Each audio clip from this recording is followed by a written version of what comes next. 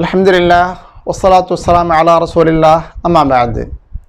ஹஜ்ஜுக்குரிய தவாஃபு செய்ய வேண்டிய நேரம் எப்போது ஆரம்பிக்கின்றது, இந்த தவாஃபை கொஞ்சம் தாமதமாக செய்யலாமா என்ற சில கேள்விகளுக்காக வேண்டி தெளிவை நாம் காண்போம். இந்த ஹஜ்ஜுக்குரிய தவாஃபு அப்படிங்கிறதுக்கு அது பல பெயர்கள் உண்டு.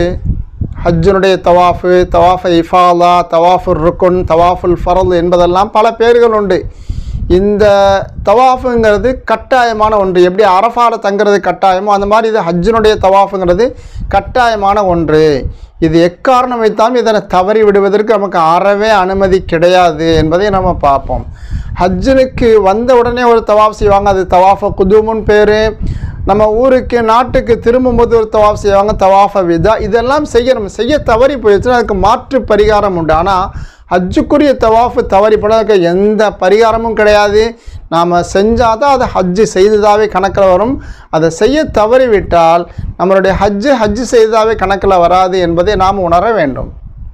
இது செய்ய வேண்டிய நேரம் எப்போது என்று நாம் ஹதீஸில் பார்க்கக்கூடிய நேரத்தில் அஃபாத யௌமன் நஹரி, நபி ஸல்லல்லாஹு இந்த தவாஃபை செய்தது பெருநாள் அன்று தான் செய்தாங்க. ஹஜ்ஜு பெருநாளுடைய அன்றைய நாளில் தான் செய்தாங்கன்னு பார்ப்போம். எனவே நாம் இதை கண்டிப்பாக பெருநாள் அன்றைக்கி தான் செய்யணும் எல்லாருமே. அதாவது ஹஜ்ஜுனுடைய எஹ்ராம் 3 வகையாக கட்டிருப்பாங்கள்ல, இஃப்ராது, கிரானு, தமத்து. எந்த வகையில் எஹ்ராம் கட்டிருந்தாலுமே எல்லாருக்குமே இந்த தவாஃபை செய்ய வேண்டிய நேரம் அப்படிங்கிறது பெருநாள் அன்று தான் ஆரம்பிக்குதுன்னு பார்ப்போம். எனவே பெருநாளைக்கு முன்பு செய்திருந்தால் அது ஹஜ்ஜுனுடைய தவாஃபா கணக்கில் வராது. கண்டிப்பாக பெருநாளைக்கு அப்புறம் வரக்கூடிய நாட்களில் தான் செய்யணுங்கிறது கட்டாயமான சட்டம். பெருநாள் அன்று தொடங்கக்கூடிய அந்த நேரம் அப்படிங்கிறது நீண்டு நிற்கின்றது. ஆனாலும் பிறை 12 மகரிபுக்கு முன்பாக அதனை செய்து முடிப்பது தான் சிறந்ததாக இருக்குதுன்னு பார்ப்போம். காரணம், நாம் ஒரு உன்னதமான அமல் செய்கிறோம். நாம் இந்த செய்யக்கூடிய அமலை பற்றி யாரும் இதில் குறை காணக்கூடாது, அதை பற்றி ஒரு குற்றம் சொல்லிவிடக்கூடாது. அந்த அளவுக்கு பரிபூர்ணமான முறையில் ஒரு அமலை செய்து முடிக்கணுமா இல்லையா? அந்த மாதிரி செய்கிறதுங்கிறது பிறை 12க்குள்ளே செய்தால் தான் அது கணக்கில் வரும். பிறை 12 தாண்டிட்டோம் அந்த தவாஃபை செய்யாமல், அதை தாண்டதுக்காண்டி தக்க காரணமும் இல்லை.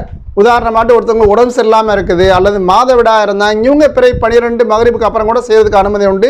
என்றைக்கு அவங்க உடல் சுத்தமாகுதோ அந்த அன்னைக்கு செய்து கொள்ளலாம். ஆனால் காரணம் இல்லாமல் 12 மகரிபை தாண்டி விட்டால் இவ்வளோ தாமதமாக்கியதற்காக வேண்டி ஒரு குற்றப்பரிகாரமும் செய்யணும். தவாஃபையும் செய்ய ஆகணும், ஒரு தம்மு கொடுக்கணும், ஒரு ஆடு அறுத்து குர்பானி கொடுக்கணும் என்பது இமாம் அபு ஹனீஃபா ரஹிமஹுல்லாஹ் அவங்க சொல்கிறாங்க. எனவே நாம் இதை தவிர்த்து கொள்ளணும். ஆனாலும் மற்ற இமாம்கள் இருக்காங்களா, ஷாஃபி மذஹபினுடைய இமாம்களும், அது மாதிரி ஹனஃபி மذஹபிலே சாஹிபின் இருக்காங்களா, இமாம் முஹம்மது அபு யூசுஃப் ரஹிமஹுல்லாஹ், இவங்கெல்லாம் சொல்லுவாங்க 12க்குள்ளே செய்யணும்.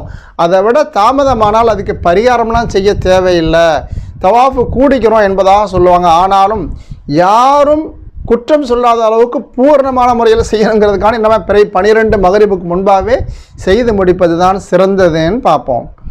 நபி ஸல்லல்லாஹு அலைஹி பிறை 10 செஞ்சாங்க, நாமளும் அப்படி தான் செய்யணும். ஆனால் இன்றைக்குள்ள கூட்ட நெரிசல் ரொம்ப இருப்பதன் காரணமாக நம்ம கல் அடித்து குர்பானி கொடுத்து மொட்டை அடிச்சுட்டு போகும் பொழுது வாகனம் கிடைப்பதற்கு ரொம்ப சிரமமாக இருக்குது. அது மாதிரி அங்கே தவாஃப் செய்கிற இடத்துலையும் ரொம்ப சரியான கூட்டமாக இருக்குது, நம்மளால் சமாளிக்க முடியாத அளவுக்கு கூட்டம். முடித்ததுக்கப்புறம் திருப்பி வர்றதுக்கும் வாகனம் கிடைக்கமாகுது, கிடைத்தாலும் அநியாய ரேட்டாக இருக்குது. அவ்வளோ ரேட்டு நம்ம கொடுத்தாலும் கூட நம்மளுடைய கூடாரத்து அருகில் அவங்களால வர முடியாத அளவுக்கு இடைமறிக்கப்படுறாங்க போக்குவரத்து நெரிசலின் காரணமாக. எனவே பிறை 10 அன்னைக்கு போகிறத தவிர்த்து போட்டு பிறை 11 அதிகாலையிலோ 12 அதிகாலையிலோ போகிறதுங்கிறது சிறந்ததாக இருக்குது, அனுபவத்தில் கண்ட விஷயம். இது 11 12 ஏன் காலையில் போகணுன்னு சொல்கிறோம் பார்த்தீங்கன்னா, நம்ம ராத்திரி 11 12 13 இந்த 3 நாட்களும் இரவு தங்கணும் மினாவில். 11ங்கிறது பெருநாளுடைய அசர் தொழுதுக்கப்புறம் மகரிப் வருதா இல்லையா, அந்த மகரிப்பில் இருந்தே 11ங்கிறது ஆரம்பிக்குது. அந்த 3 நாட்கள் மினாவில் தங்கணும், அந்த 3 நாட்களும் கல் எறியணும். அந்த எரிய வேண்டிய நேரங்கிறது லொஹர்லேருந்து ஆரம்பிக்குது, மகரிபுக்குள்ளே அடித்து முடிக்கணும்னு இருக்குது. எனவே நாம் ஃபஜ்ருக்கு அப்புறம் போனால் தான் திருப்பி வந்து சேர முடியும். ஒரு அசர் நேரத்தில் கல் எறியதுக்காக வேண்டியும் மகரிபுக்கு அப்புறம் அங்கே தங்குறதுக்கும் வசதியாக இருக்கும். நம்ம தாமதித்து சென்றால் மகரிபுக்குள்ளே கல் எறியுதல் அப்படிங்கிறதும் இரவில் தங்குதல்ங்கிறதும் நம்ம கைவிட்டு போகிறதுக்கு வாய்ப்பு இருக்குது.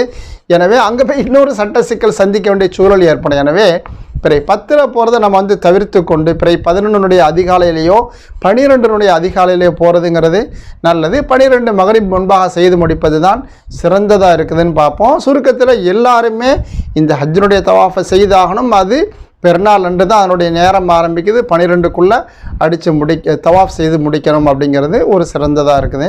அல்லாஹ் நமக்கு நல்ல அமலுக்கான நசீபை தரட்டும்.